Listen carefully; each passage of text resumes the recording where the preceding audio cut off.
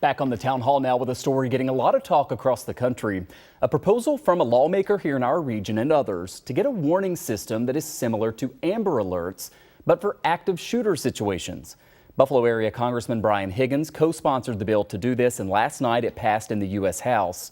It would notify residents, drivers, and others about the presence of an active shooter so that they know what areas to avoid and what to be on the lookout for. Now, again, this passed in the House. It now goes to the Senate. We spoke with Congressman Higgins earlier today and asked about its chances in the other chamber, where, remember, you have to get 60 yes votes in order to pass this type of legislation. It was approved by the House last night. It has to go to the Senate, where my hope is it would be approved.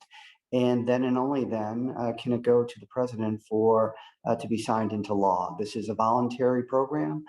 This would provide resources to local law enforcement communities to keep our communities safe. There should be really no opposition to this. This is a communication strategy that basically says active shooter in the area, stay away from the area. If you're in the area where the active shooter has been identified, find shelter to protect yourself. The congressman said this is a gun safety bill that's not really controversial and has nothing to do with limiting the Second Amendment.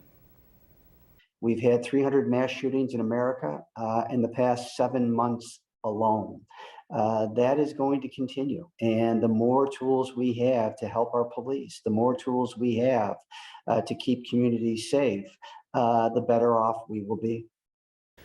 So the vote in the House was 260 to 169, so it was pretty bipartisan. And currently in Texas, state lawmakers are working on a similar alert system. It was a bill that was actually introduced back in April of last year. The national bill, though, being debated in Washington is supported by a lot of law enforcement agencies, including the National Sheriff's Association and the National Association of Police Organizations.